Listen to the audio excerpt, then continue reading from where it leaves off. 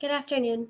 My name is Kayla Rosen, and I am a departmental analyst in the Community Engagement and Finance Division at the Michigan Department of Treasury. I am part of the team that reviews all of the defined benefit retirement system reporting. I lead Treasury's Fiscally Ready Communities training and work with local governments to provide technical support.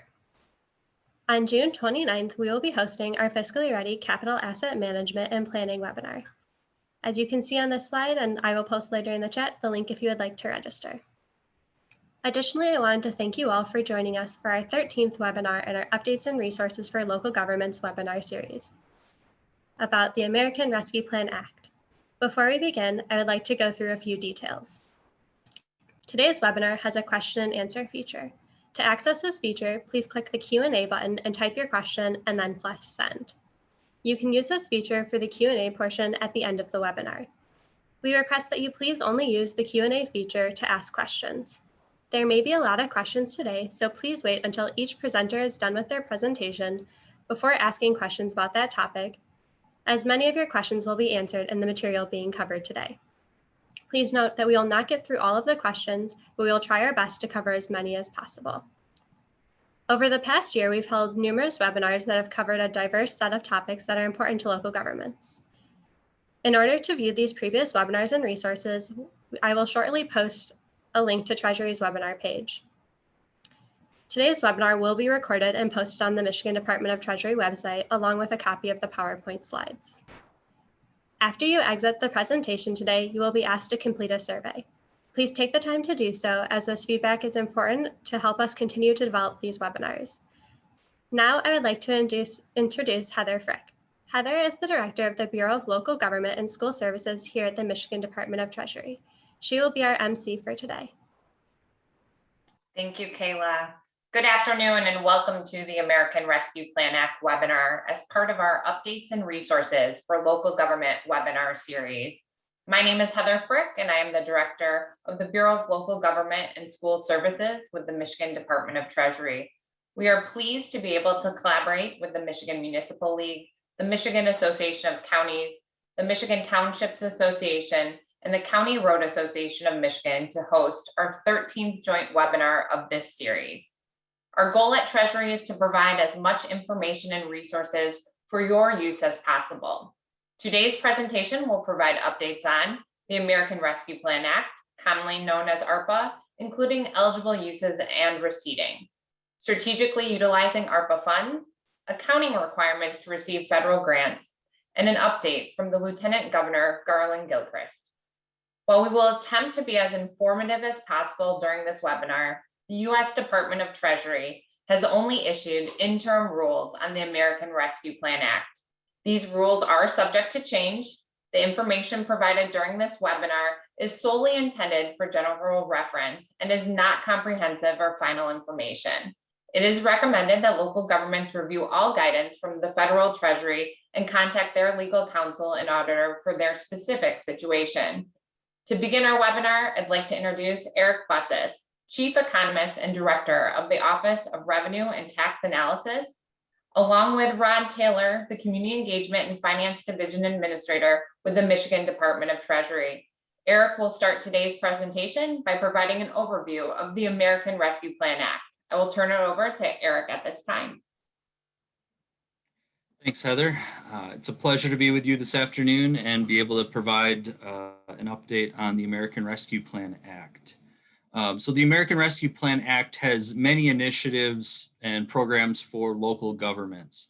Your local unit of government may be receiving funding from many different structures and grant programs that are a part of the American Rescue Plan Act.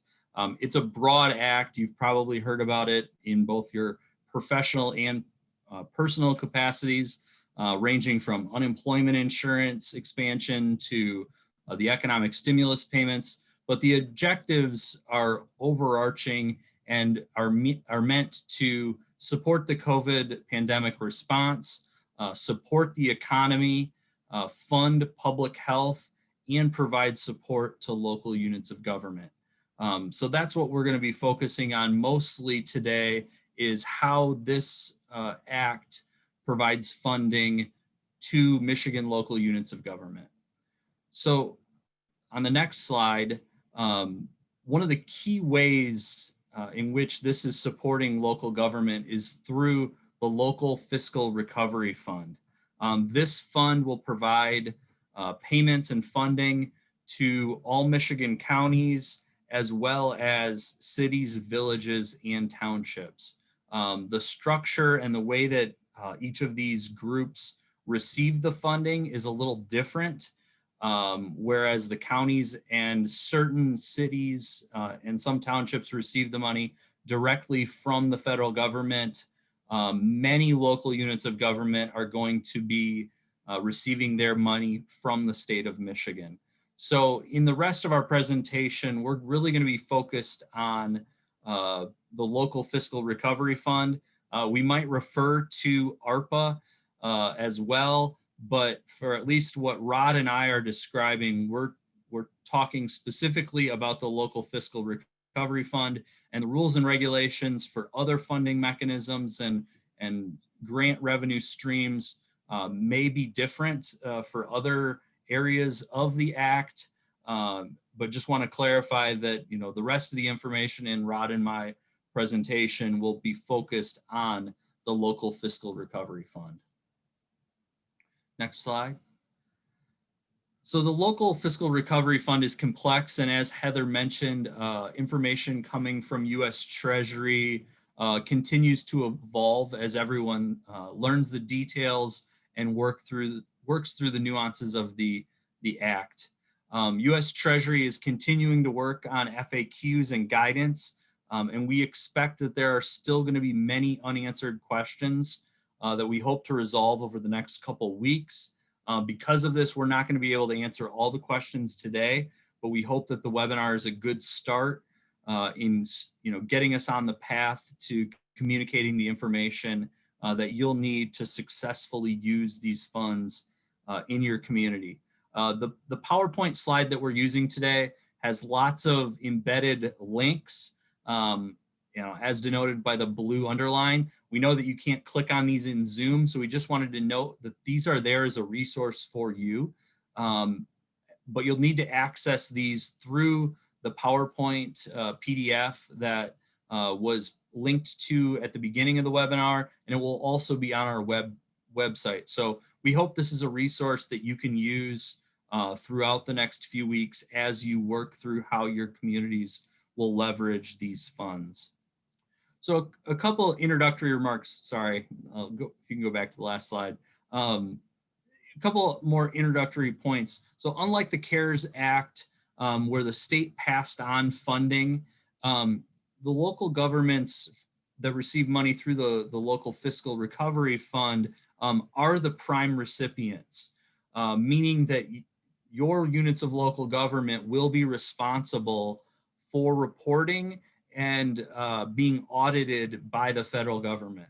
Whereas in some of the CARES Act programs like the Coronavirus Local Government Grants Program, the state of Michigan was the prime recipient, and we then followed up on your reporting and your subrecipient monitoring activities. That's not going to be the case this time. So especially, or specifically at least for the local fiscal recovery funds. So it is important that you familiarize yourself with the information that's linked on this slide. This provides some resources that you'll need to make sure you stay in compliance, including the Act itself, and a link to the U.S. Treasury website specific to this information. In addition, we are creating a website on the Michigan Department of Treasury webpage that I believe will be shared in the link or in the chat here shortly. And a lot of these rules, just as a disclaimer, are being developed at the federal level. And there's certain things that we're passing on that aren't yet final. And we're doing our best to partner with our local units of government and disseminate this important information as quickly and as easily as we can. So next slide. Thanks, Veronica. Within the Local Fiscal Recovery Fund, there are 3 different buckets of funding that is being distributed to local units of government in Michigan.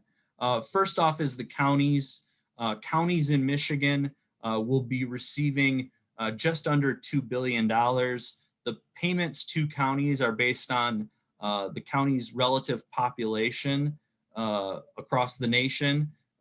So, counties are receiving that money and can apply directly with US Treasury. There's also a classification called entitlement metropolitan cities. These are larger cities, and in Michigan, in some cases, this includes a few townships meet the criteria to be classified as an entitlement metropolitan city. So this is based on eligibility for community development block grants, and generally has a population in that local unit of government of more than 50,000 people. The distribution for the entitlement metropolitan cities is not based on purely on population. It's weighted based on a combination of things like poverty, housing, demographic information of the local unit, as well as some population numbers. Additionally, those metropolitan cities do receive payments directly from US Treasury. And we estimate that there's about 1.8 billion in funding available to these entitlement metropolitan cities. So the last classification on this slide is the non-entitlement units of local government. And this includes all other cities, villages, and townships not clarified or not identified by US Treasury in the first two classifications. So there are about 1,724 local units of government that have been identified by US Treasury. Those payments will be based on the population in your local unit of government. The population numbers were identified by US Treasury, and you can find the list on their website of both who is eligible for these payments, as well as the population used in the calculation. The state of Michigan does have some flexibility on how to treat overlapping units of government, and we'll talk about that a little more later, but that pertains particularly to townships and villages. Whereas the other calculations for counties and entitlements were done completely at the federal level, and the local units of government receive that money from the federal government. So, next slide. So I'm going to talk a little bit about the logistics and how you'll be receiving this money. So all of the awards are split into two tranches. So there's a first tranche that will be paid sometime, if you haven't received it already as a county or metro city. The NEUs will be receiving that money shortly, and it will be for 50% of the eligible award. The second half of that payment will be paid in about 12 months.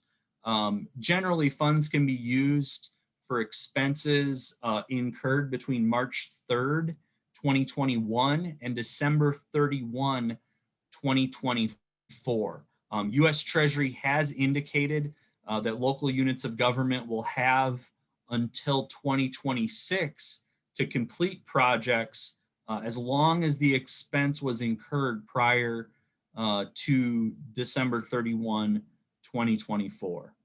So there's certainly a big window. Because of this, we are encouraging local units of government to be very thoughtful and strategic about utilizing this money. This isn't like some of the CARES Act programs where we had to spend it very quickly. The way that this is structured at the federal government in the American Rescue Plan Act was intentionally to split this up and help communities build something transformational and spend this money quite wisely and give you the time to do that to the best of your ability. Next slide. So whether you're a metro city, a county, or a non-entitlement unit, there's going to be some information that you will need to utilize this funding, whether you're applying at the federal government level from U.S. Treasury or with the state. You will need a number of these items for both circumstances. Most of these are self-explanatory, so I won't walk through them in too much detail. A couple points that I did want to draw your attention to. The person responding on behalf of your local unit of government does need to be an authorized representative, and that's someone who can legally bind your local unit of government to a contract of this size. Normally, that would be your chief administrative officer. Another point, you will want to make sure that you have an active SAM.gov account. Those accounts are free. You don't have to pay for that, and we recommend you go directly to SAM.gov. You will first need your DUNS number to be able to activate your account on SAM.gov. And we encourage you to do that as soon as you can because there is some time constraints on that process. So you might not get that right away. So it's something to start on early. That's about it for this slide. You can go to the next one, Veronica. So to receive the funding for those specific entitlement metropolitan cities and counties, the federal government has set up a portal. I know many of our local communities have already requested this money and have already received distributions. The communities that are eligible are linked on this slide.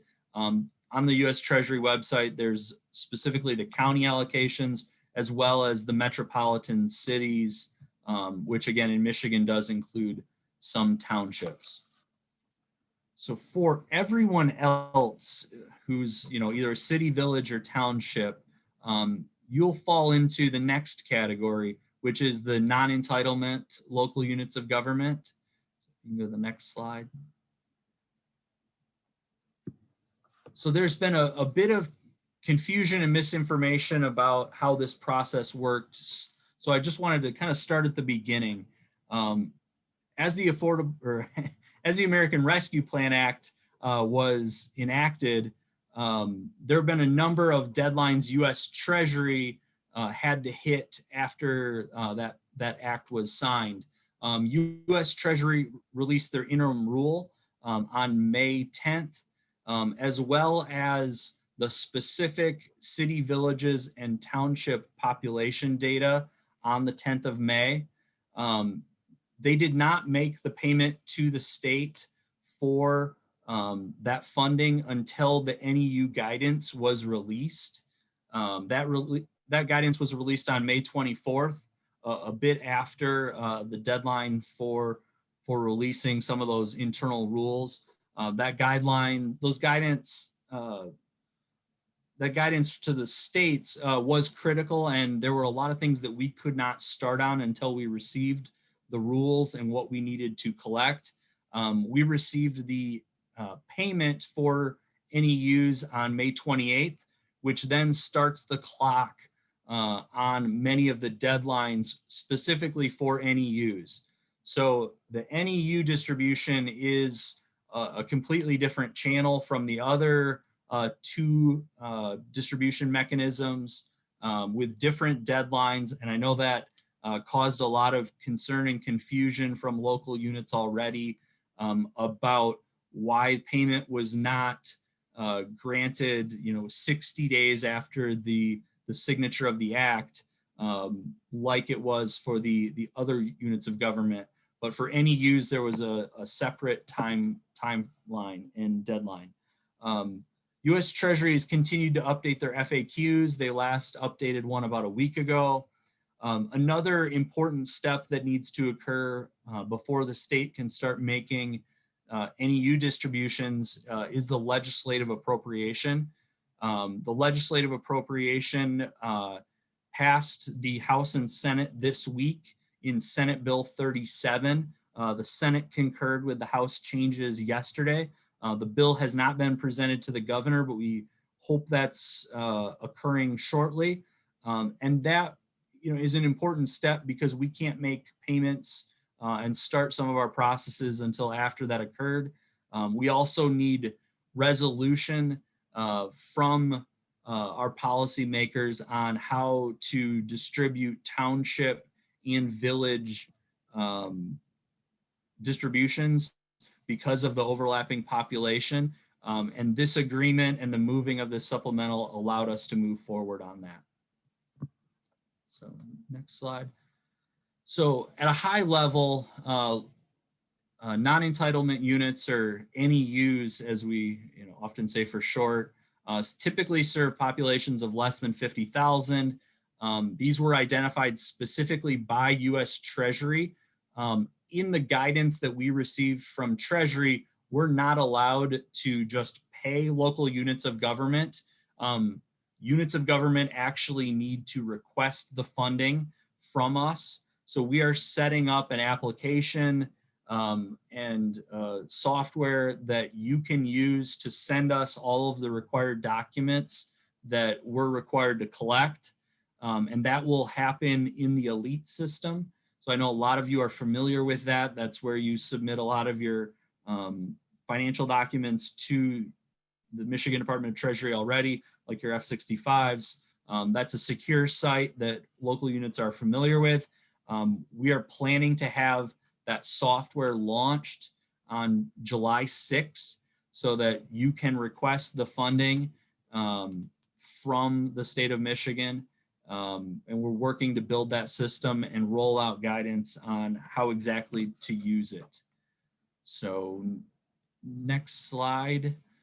So one of the big decisions that NEUs have is what to do with the funding and whether to accept it or request other treatment. So we expect that most units of government want to receive this funding, and we'll choose option one, which is submitting all the documents that are required and requesting the funding. There are other options under the Act. Option two is to deny the funds and request that it is transferred to the state of Michigan. In the American Rescue Plan Act, there is a similar fund that provides funding to states. The state fund would then receive that money at the state of Michigan, and the state legislature would be able to spend that, and it would be an additional amount to what the state of Michigan has received under ARPA. So option three is the default option if your local unit of government does nothing, which is it's transferred back to other NEUs. So you can deny the funding by not selecting option one or two, and decline the funding and choose to have your funding distributed proportionally to other NEUs. This is important because it does mean that there will be a subsequent payment to your first tranche from any amounts that are declined by local units of government that select this, or from local units of government that just choose to be non-responsive. The selected option applies to both tranches, so the one this year and next year, and it cannot be changed for the tranche next year. Next slide. So although the software system to accept applications will not be up prior to July 6th, almost all of the work from local units of government can be done before that date. So these are the things that you can do to start now to make sure that when the system is live, you can request that funding quickly, and we can process that request and get you the check. So there are a couple federal documents that are required and linked here. There's an award, terms and conditions, and compliance with the Civil Rights Act. We also request that you review your payment information in Sigma. In the application process, you will be asked to confirm your CV number in Sigma. This is likely going to be the number that you receive other revenue sharing payments from. We'll also need your address ID from Sigma to make sure that we get that to the right place. You'll also need, like we mentioned earlier, a DUNS number and a SAMS registration. You'll need to complete the Treasury compliance form, which tells us what of the 3 options you're going to select. And then also you need to tell us what your total operating budget was as of January 27, 2020. So this is in the American Rescue Plan Act. It's defined that any NEU cannot receive a distribution that's greater than 75% of your budget that was in effect as of this date. So you're going to have to find what that was. There are also a number of provisions and more guidance that will be coming out about how NEUs go about defining that. And there will be more training on exactly how to do that for instances like enterprise funds or funds that don't have an approved appropriation. So that will be forthcoming to make sure that you're abiding by that 75% cap.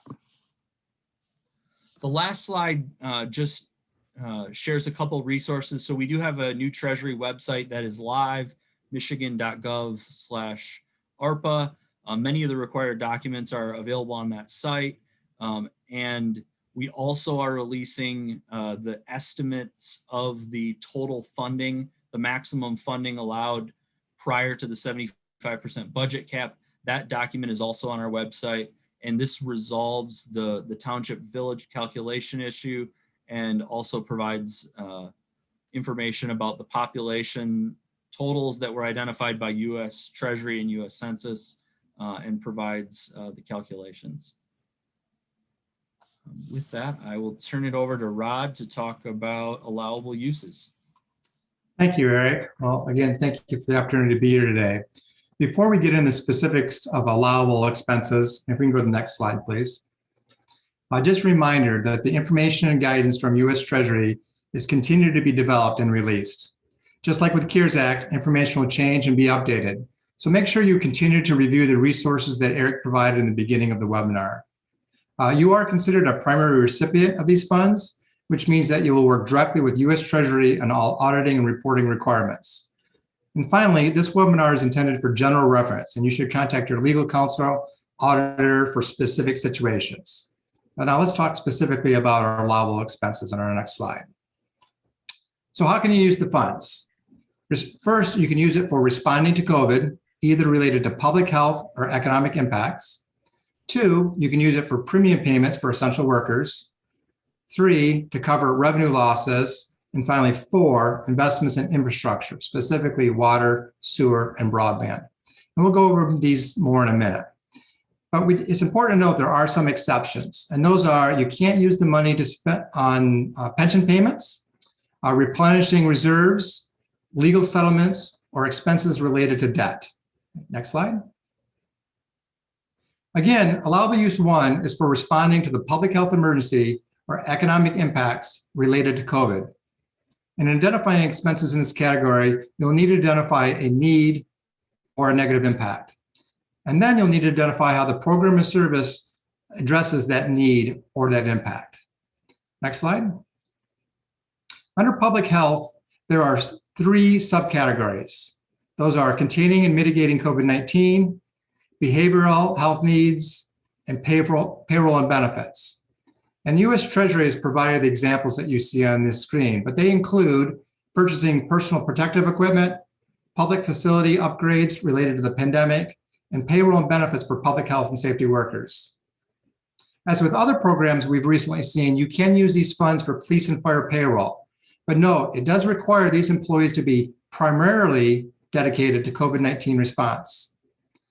Also, I noted earlier that you could not use these funds for pension payments. In this particular category, you are able to use it for public health and safety payroll, which does include benefits. And so thus, under this category, you can use these funds for payments for your normal share of your pension payments for your employees. So that would be, again, your normal costs and your unfunded liability amount that you'd normally be paying. Next slide.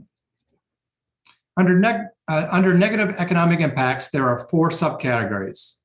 Impacted industries, rebuilding public sector capacity, which includes rehiring public sector staff, small business support, and hardest hit communities. As you review these options, make sure you discuss this with your attorneys and auditors to ensure that your expenses are consistent with allowable expenses based upon state law or your charter. Next slide. Also, it's important to note that there are 565 census tracts in Michigan that are identified as qualified census tracts.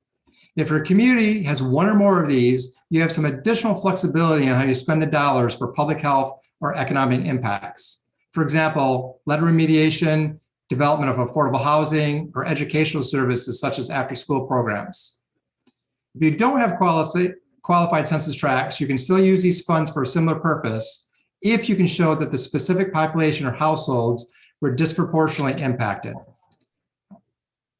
Next slide. Our allowable use 2 is for premium payments for essential workers that are needed to maintain the continuation of essential critical infrastructure. The interim rule provides examples such as janitors, sanitary workers, public health and safety employees. The chief executive has the discretion to list other sectors as long as they're deemed critical to the public health and well-being of residents. For premium payments, you can provide payments up to $13 an hour as long as it does not exceed $25,000. And unlike some of our other expenses, you can do retro pay, which means payments that for employees before March 3rd, 2024. One limitation on premium payments. U.S. Treasury wants you to prioritize payments for lower income workers. And as such, if workers' total pay is above 150% of the average annual wages, it will require additional specific justification. Next slide. Our allowable use 3 is for revenue loss. And we know we've got a lot of questions in our, actually next slide. Yeah, there we go. Thank you.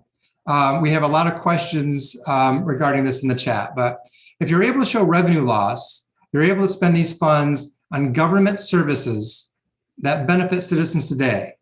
You cannot use this for items that benefit citizens in the past or in the future. So for example, fixing a sidewalk, buying a police car, parks employee payroll, or all government services that you're providing today.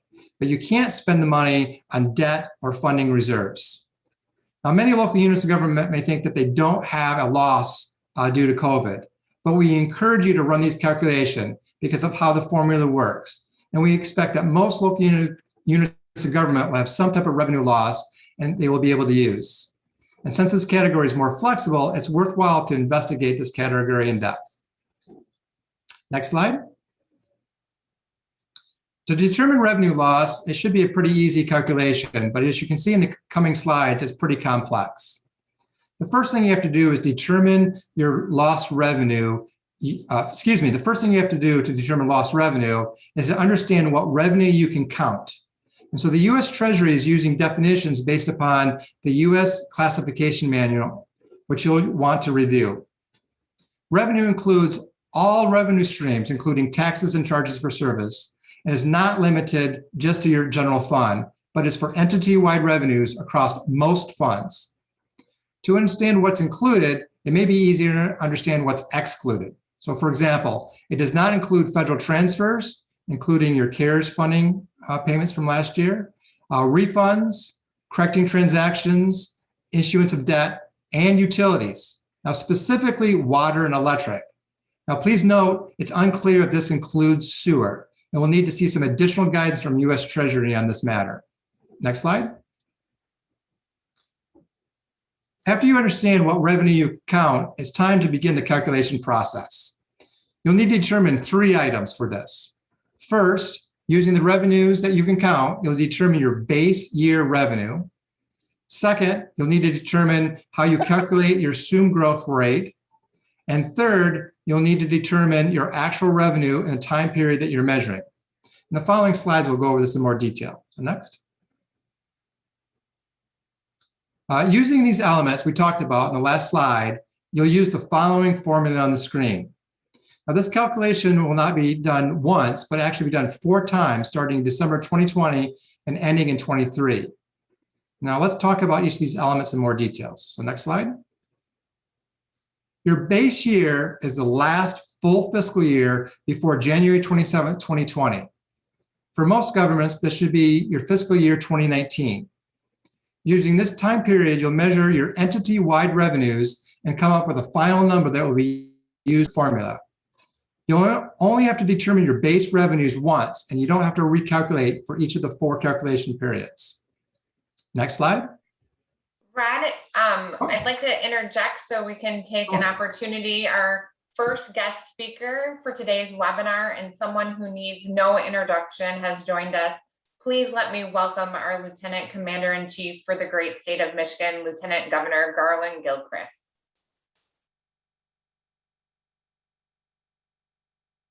Okay, hey, Heather, thank you. How you doing, everybody? It's really an honor and privilege to be here with everyone today, and we're talking about good, important things. So that's always an honor and a privilege. I'm secret to hear from the state capitol. We just got out of Senate session, and I want to acknowledge a number of people. I just thanked Heather Frick, the Bureau Director for our Bureau of Local Government and School Services in the Treasury Department. We have a number of folks joining us from Treasury, including her, Eric, our Chief Economist and Director of Office of Revenue and Tax Analysis, and you were hearing from, whose presentation I just interrupted, Rod Taylor, our Administrator for Community Engagement in the Finance Division in the Treasury Department. I also acknowledge my good friend, State Budget Director Dave Masseron, who you'll be hearing from, I think directly after me or very soon thereafter. This webinar is really important. I want to thank you for being part of it this afternoon, and also thank the Department of Treasury for putting this together. The truth is, we're here for this one reason. When government works, like when it really, really works well, it is just everyone working together. You know, from the federal level, the state level, the local level, it is more important than ever that we increase our communication and connection with one another to make lives better for the people that we serve. And we all serve the same people, to be really clear. So when Governor Whitmer and I formulated our most recent budget proposal, just like frankly, when we formulated all of our budget proposals, you know, we are thinking about how best to use, you know, the American Rescue Plan dollars. One of our main focuses is that we are working together indeed with you and folks in government at every level. So we've outlined a few major programs that will benefit from this once in a lifetime influx of American Rescue Plan dollars. And one of our main priorities has been how to address the issues created by or exacerbated by the COVID-19 pandemic. We've learned a ton throughout this pandemic. We want to make sure that Michigan is prepared to not only build back better, but to also just prioritize public health and dealing with disparities when it comes to outcomes in life here in Michigan. You know, I was the chair of the Michigan Coronavirus Task Force on Racial Disparities, and I've seen firsthand, you know, the disproportionate impact that not only this pandemic has had on communities of color, but that other systems that have been ill-designed have as well. So we are taking those lessons learned from that experience of flattening those disparities, and we're applying them, you know, to how we can improve all sorts of systems, including our public health systems, but also some of our economic support systems to be able to protect and support communities of color. These American Rescue Plan dollars allow us to propose addressing changes in societal opportunities to eliminate disparities for underserved and underrepresented people across the board. This gives us a unique opportunity to invest in programs that can significantly reduce poverty for children and families, for example. We are really looking at transformational opportunities to increase efficacy and focus on the best ways to implement changes across state government so that we can better support all of you. These rescue plan funds will help us respond to, you know, the negative economic impacts of this public health emergency, including assistance to households, small businesses, which are really laser focused on, especially now as we emerge from this pandemic, given the announcements today, our not-for-profits and affected industries broadly, tourism, travel, hospitality, and other parts of the service industry. You know, we're looking to provide premium pay to essential workers up to an additional $13 per hour in addition to base pay capped at about $25,000. That'll include pay to eligible workers of the state or providing grants to eligible employers who have qualified workers who perform essential and life-sustaining work. We're looking to provide government services to the extent of the reduction in revenue at the state level, or, you know, relative to the revenues that have been collected in the most recent full fiscal year before the emergency, which would be fiscal year of 19. We're also looking to make the necessary investments in water, sewer, and high-speed internet infrastructure. This is just a super high-level overview, and I know that Director Masseron and others from the Treasury Department are going to go into more detail. But I just want to say thank you to all of you. You have worked so hard under, you know, unpredictable, unforeseen circumstances over the last year and a half. These are really trying times, but frankly, it is a privilege to serve the public during these challenging times. People have trusted us to do work on their behalf. And I want you to know that I appreciate the work that you have done on all of our behalf as Michiganders, and Governor Whitmer appreciates that as well. So with that, I believe I'm turning it over to our State Budget Director, Dave Masseron, if he's on. Yeah.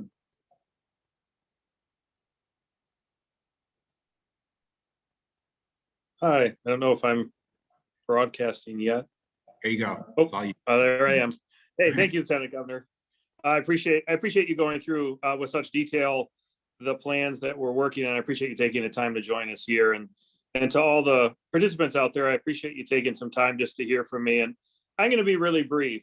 I'll start with, we've started a process now in the legislature to start moving some of this funding out. You'll see some great progress we made today. So the local funding, the non-entitlement community funding was appropriated today so that the Department of Treasury can begin the process to delivering those funds to our local partners. And we're going to continue to work through a process to appropriate the state's federal relief funds as we work concurrently and probably beyond the fiscal year 22 budget. When we do that budget, we're going to focus really hard on, as the Lieutenant Governor said, driving transformation. And one of the best ways to drive transformation is alignment between the state government and our local partners.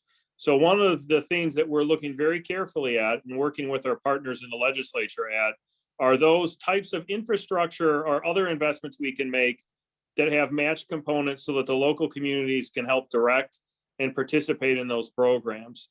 So one of the things I guess I'd like to share with all of you is, please, as you receive these funds and make plans yourself, keep an eye on the work that we do at the state, which I know the Treasury Department will continue to communicate to you, as I think that we're going to have a lot of alignment and a lot of programs designed that will enable locals to amplify the impact of their money.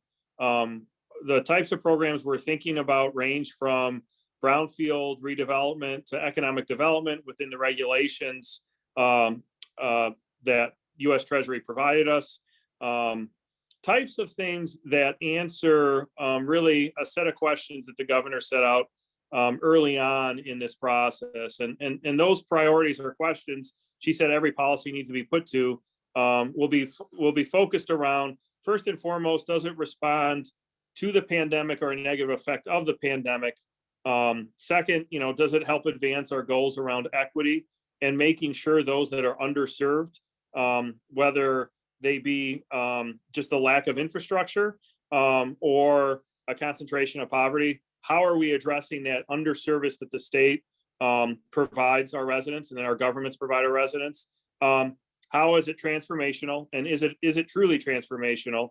And then is it sustainable? And from our standpoint, we want to make sure any investment we make is able to be carried on into the future. I know the Lieutenant Governor went through a lot of pieces of this investment, but really my message to you all today is, as we work through this process, you'll see a lot of programs that we've done in connection with many of the trade associations, many different local governments directly, designed to really try to amplify the effectiveness and the reach of your funding. And we look forward to partnering with you. My office, which is leading with the governor and lieutenant governor, the state and the administration's view of how these funds should be used, is happy to take comments either through Treasury or otherwise. And that's really in terms of the types of programs you'd like to see us offer with the $6.5 or so billion we have.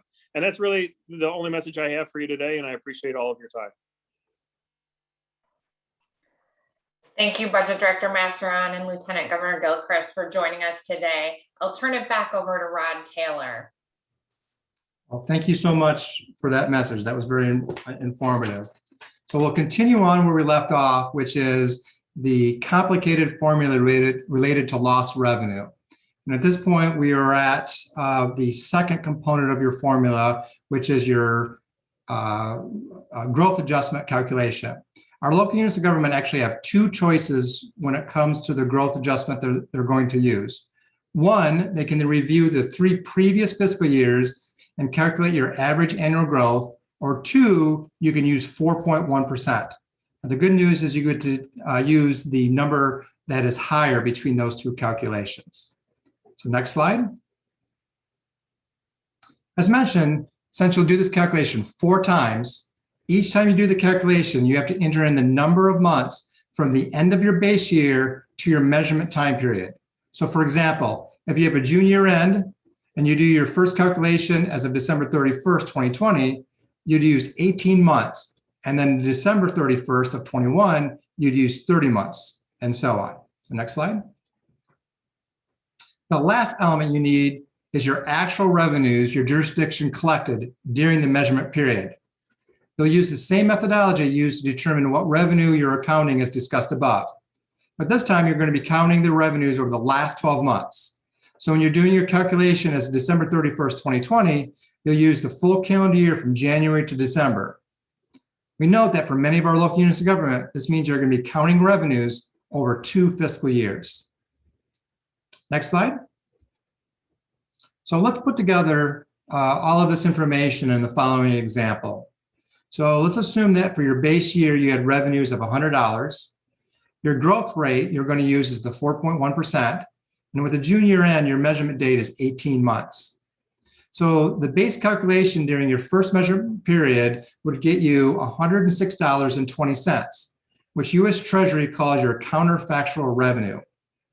If your actual revenue calculated as your first measurement period in the calendar year 2020 was $80, this means that you have $26.20 that you can use on any government service. Now, we understand this is very complex, and as such, don't worry if this did not make complete sense in your first review. This webinar and the presentation, as we've mentioned, is made available on our website, both the recording and the PowerPoint itself, and we expect that you'll need to go back and review each of these elements in more details. But most importantly, we wanted to have a place where you could go to help navigate this process. So next slide. So the last allowable expense is related to our infrastructure projects. When it comes to water and sewer projects, you'll want to visit the eligible uses that are listed on both the Clean Water and the Drinking Water Revolving Fund websites. And these include projects such as constructing municipal wastewater, drinking water facilities, controlling non-point sources of pollution, creating green infrastructure projects, and cybersecurity, et cetera. Now, please be aware when you're spending money on infrastructure, per the interim rule, U.S. Treasury will be seeking information on workforce plans and practices related to water, sewer, and broadband, and they'll be providing additional guidance to come. Next slide. When it comes to broadband, you first have to determine if you have an area that is unserved or underserved, which means having speeds less than 25 megabits per second download and 3 megabytes upload.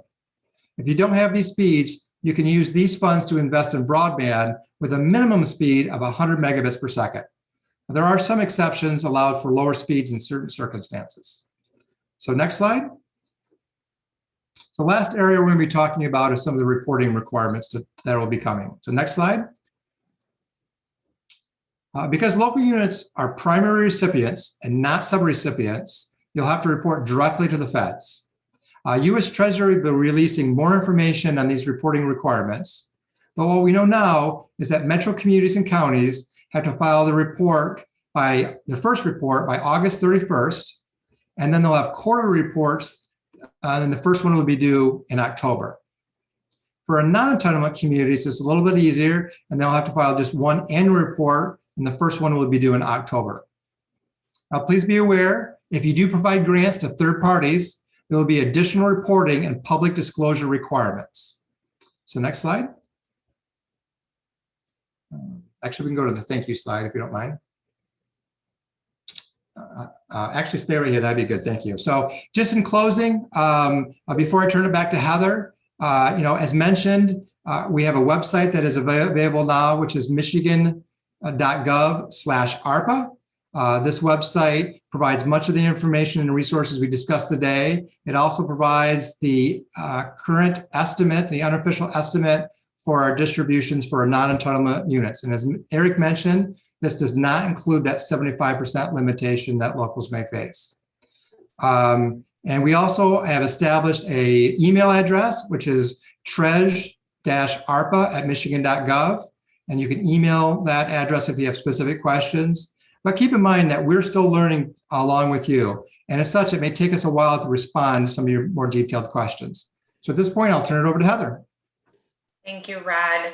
Before we go into the question and answer portion of our webinar, each of the associations will now provide a quick update. I would like to introduce Chris Hackbarth, the Director of State and Federal Affairs for the Michigan Municipal League, Judy Allen, the Director of Governmental Relations for the Michigan Townships Association, and Dina Bosworth, Director of Governmental Relations from the Michigan Association of Counties. I will turn it over first to Chris Hackbarth to begin. It's the benefit of being the first one. Thank you.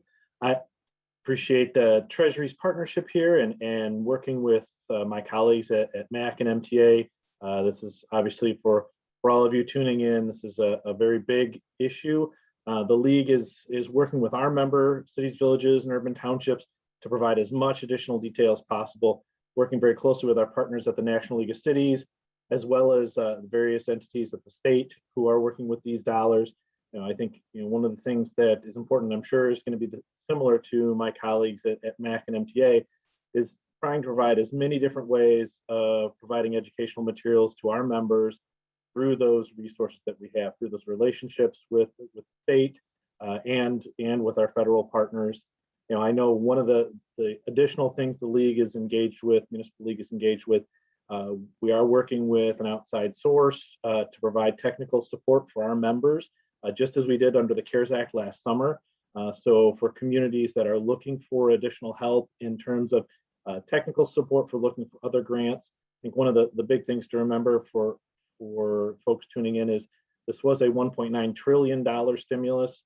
The funds we're talking about here are only $350 billion of that 1.9 trillion.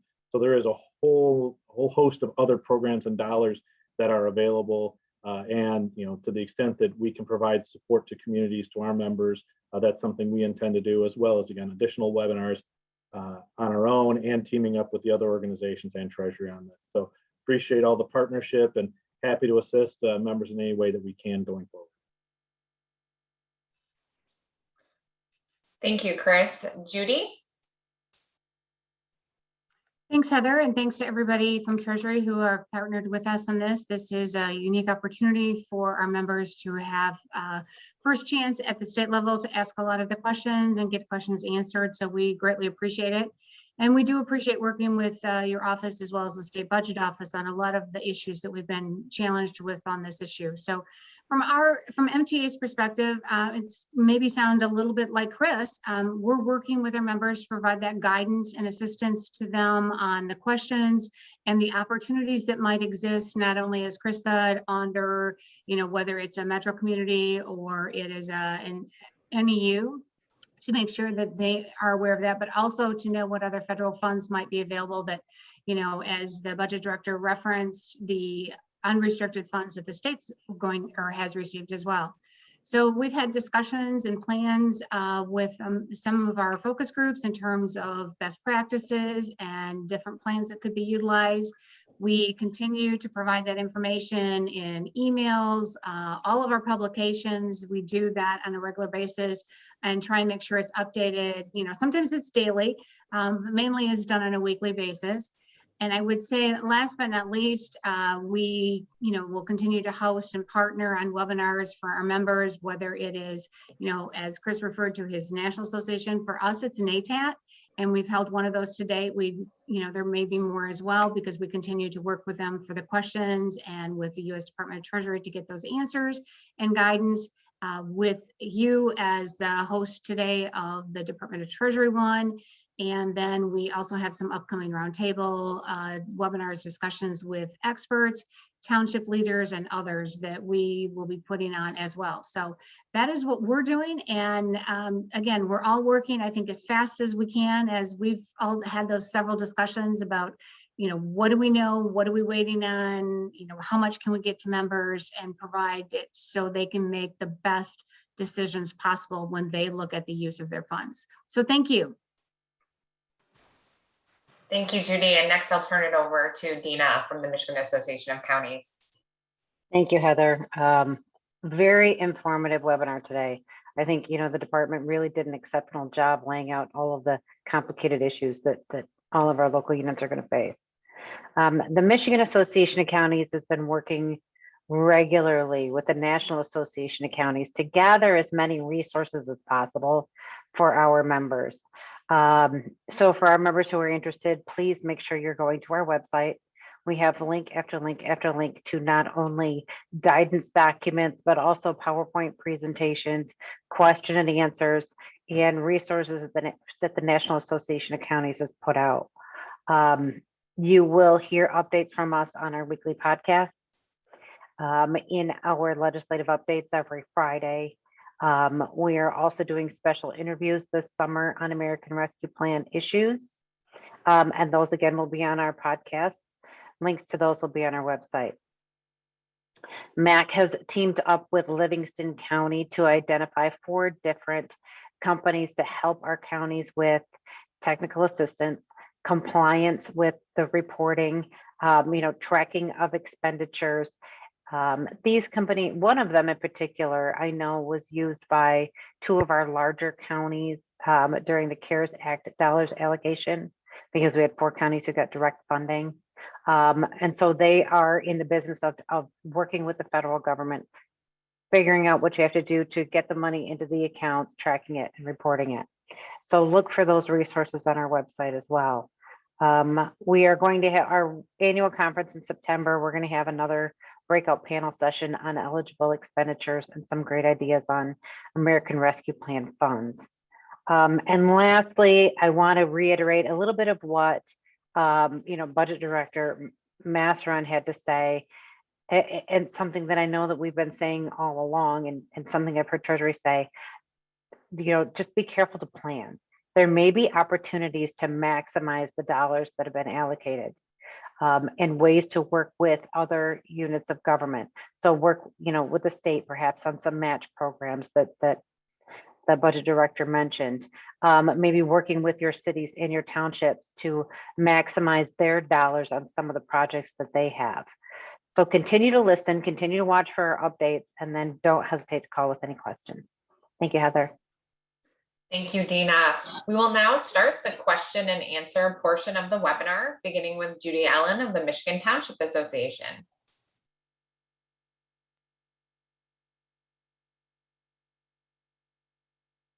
Thank you. I appreciate that very much. I do have a couple questions here that I would like to ask. I know we have several in the question and answer, but the one question that we've received from some of our members is whether or not Treasury is going to be publishing recommendations on the accounting for the ARPA funding that they will receive. And if so, will there be specific fund numbers that will be recommended for their use to make sure that they're in alignment with everything for the state and federal government? Yes, thank you, Judy. Yes, we do have guidance on the fund numbers and the accounting for ARPA. Folks would want to look at number letter 2021-3 on our website. 2021-3 that has a lot of accounting entries in it and recommended fund numbers. If you choose to put it into a separate fund, we have the numbers there. Those would be 285, 286, and 287. But you don't have to put them there if you don't want to. But there's a lot of information in that numbered letter. Thanks, Gary. The next question I have, we've heard about the continuing need for guidance from the federal government and from the U.S. Department of Treasury. And as we all work to make sure our members have the resources, are there going to be more updates or more webinars that Treasury may do on this as we move forward and additional information is provided through from the federal level, the state level, and so on? Yeah, I'll go ahead and answer that question. The answer is yes, Judy. As mentioned earlier in the presentation, we're on our 13th Tools and Resources webinar. Over the last year, we've actually had the opportunity to have well over 7,000 people participate in different training and education programs. And we know how important ARPA is to our local communities. And we know today that we may not be able to get all the answers that you need. So we're going to continue to focus on ARPA going forward.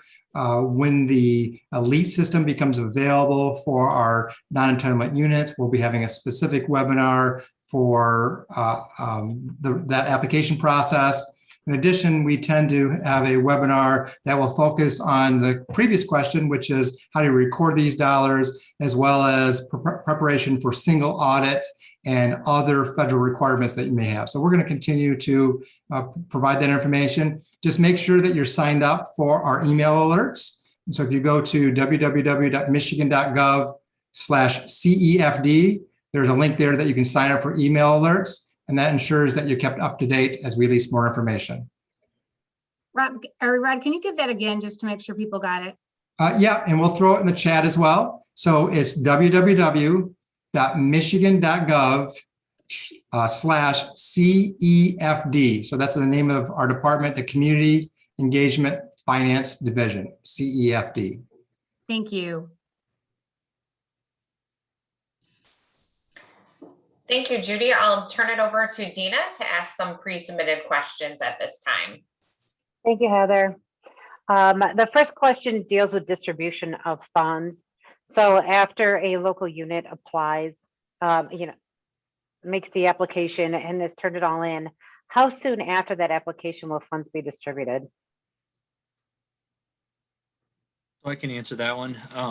First of all, it depends on what channel you're in, right? So the counties and the metro cities are applying to the U.S. federal government. They're turning that around pretty quickly. I believe, the majority of counties and metro cities have received their money. Specifically to the non-entitlement units, once we launch the elite system, we do need a little bit more guidance from the federal government on our audit responsibilities. We're hoping that once something is filed from the non-entitlement unit, we review that. We're hoping that the money is in their account in about 2 weeks. But there's a couple disclaimers there. We don't yet know what the state responsibility is on auditing the total budget reported by the NEU. We're hoping that we can depend on that certification. The interim rule seemed to give us that guidance that we're able to, and we're confirming that with Treasury. But once, as long as we don't have to look at that, we're hoping to turn that around very quickly. Great, thank you. So again, this goes back to what we were talking about a little bit earlier.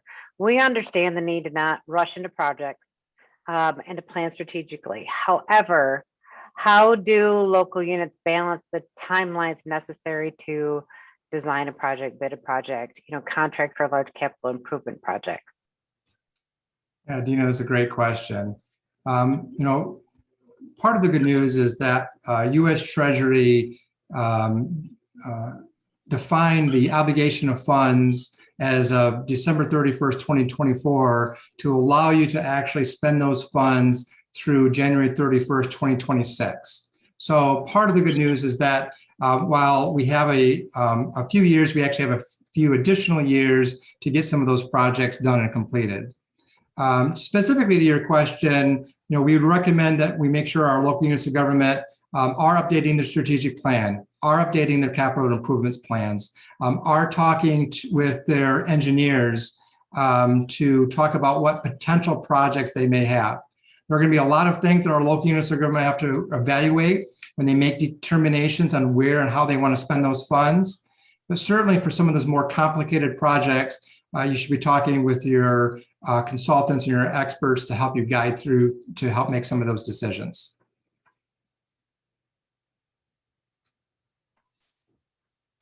Okay. Thank you, Ron and Dina, for those questions. I'm going to turn it over now to Chris Hackbarth of the MML to ask some of the questions that have been submitted during today's webinar. Well, as you guys have seen, there's no shortage of questions here today. I know the Treasury staff have done a great job answering probably 3 or 4 dozen so far, and we've got a few more that I'm sure staff will make every attempt to get to. But just on that, Eric, going back to one of the previous questions here in terms of the timeline for getting the money out. Is there a deadline for NEUs to apply? Yeah, so the NEUs have 60 days under federal Treasury guidelines to apply from the date with which when we start accepting applications. So we're hoping that that goes live July 6th, and then they'll have 60 days to file. We're encouraging people to get in and do that earlier. We're trying to get this money out specifically, for the funding that is declined, and we have subsequent distributions from NEUs that don't take their money. We hope to get that out as soon as we can as well. So, we are pushing people to not wait the full 60 days and encouraging them to come in sooner than that. And do you anticipate, just along that same line, do you anticipate then when a community submits their application on July 12th, that their funds will come out 2 weeks after that, or will you wait until the end of the 60 days and get all of the communities at once? So for your initial payment, not the prorated portion of the leftovers, you'll get your money right away. We're not going to wait. I mean, within the 2 weeks, right? It's going to take us a little while to have the auditors go through and make sure you have all the documents. But we're not going to wait to, do that at the very end. That very last distribution will just be to spread out the excess for those people that chose option 3. Okay. Non-responsive. And Rod or Eric, I'm not sure which one of you are best for this one, but I know one of the things we talked about, and as communities are looking at this revenue loss issue, and they may be questioning if they've had revenue losses. Do you anticipate the potential that there will be future losses that could be eligible? I know we look at potentially May property tax appeals that have just gone to the tribunal. Are those types of losses potentially eligible and even next year? Yeah, I think that's an excellent question, Chris, because you got to keep in mind that this calculation is not just done once. So you may do your calculation now, and you may have a small loss at this point, and think, well, I'm done. I have to find uses for this funds in one of the other 3 categories. But again, you get to do this 4 times in total. And so you have to maybe start anticipating what some of those revenues might be in the future as you're making decisions today on how you want to use those funds. Again, these funds are something we receive in 21 and 22, but again, they're intended to cover projects and losses all the way out through 2024, and as I mentioned earlier, even through 2026. And so as you pointed out, property losses, some of those other types of things fall into that taxation category, and if those revenues are down, then that would lead to some of those additional revenue losses. Great. Is there, I know you talked in the slides, you talked about the qualified census tracts and you identified 565 in Michigan. Is there a place communities can go to identify where those are located? Yeah, so we are working on actually getting a GIS link on our website so that you can easily access that. And hopefully we'll have that available that you'll be able to go again to our michigan.gov/ARPA website, and then you'll be able to see what are those qualified census tracts are within your communities. And that'll be important for communities because there's much greater flexibility on some of that community and economic development expenses in those census tracts, correct? That is correct. Yeah, as I mentioned, there's a lot more flexibility if you have those qualified census tracts. So it is important to know if you have those so that you can look at potentially some of those other available projects within your community. And I know one of the big questions out there right now is, that I've seen throughout the Q&A or the Q&A questions, the interim rule that's out is obviously an interim rule. Where folks are still seeking kind of a final rule guidance from U.S. Treasury. One of the questions that's come up on with regard to the feds using the 2019 census estimates. How can a community challenge or appeal that estimate if they feel that it isn't accurate? And how will the actual 2020 census numbers potentially come into play when those are released? Eric? Yeah, so U.S. Treasury has worked with the Census Bureau to identify those in states, under the current construct, do not have any flexibility to choose to use other data. There is no plan to update that after the 2020 census.